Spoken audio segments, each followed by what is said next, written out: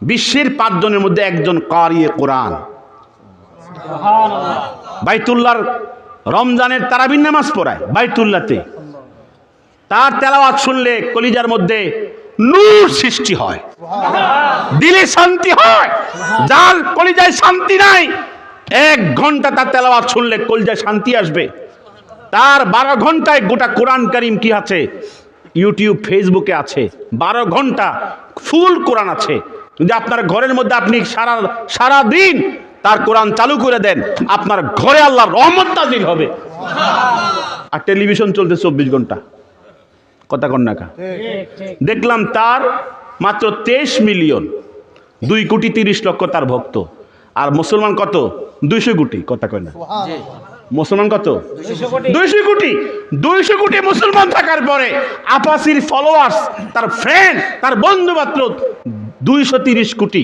আর Neymar একজন খ্রিস্টান, একজন জাহান্নামী, তার ফলোয়ার 1 লক্ষ কত মিলিয়ন, প্রায় 50 কোটি।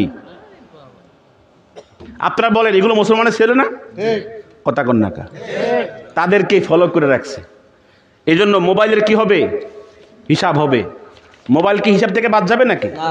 আমি আপনি কতটা মোবাইল চালাইছি, ভেঙে গেছে, রেখে আসছেন কোথায়? ওই যে মেইকারের দোকানে ভাঙ্গা রেখে আসছেন, কথা কন না? হাসরের মাঠে ওই ভাঙ্গা মোবাইলও কি হবে? জোড়া লাগবে, লাগবে কি না?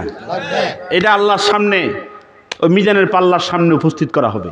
সেখানে ফ্রেন্ড লিস্টে কোন কোন মেয়ের নাম ছিল, কোন মেয়ের সাথে কতটা মেসেজ দেওয়া হয়েছিল, কতটা চ্যাটিং করা হয়েছিল, কতটা মিস কল দেওয়া হয়েছিল, কত মিনিট কথা বলা হয়েছিল, সমস্ত মোবাইলকে আল্লাহ পাক হাসরের মাঠে, আল্লাহ পাক মিজানের সামনে প্রত্যেকের হিসাবের জন্য উপস্থিত করবেন।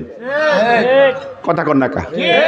আজকে যুবকেরা আমরা পাগলের মতো হয়ে গেছি, পাগলের মতো হয়ে গেছি। সমস্ত মোবাইলের মেসেজ চেকিং করা হবে।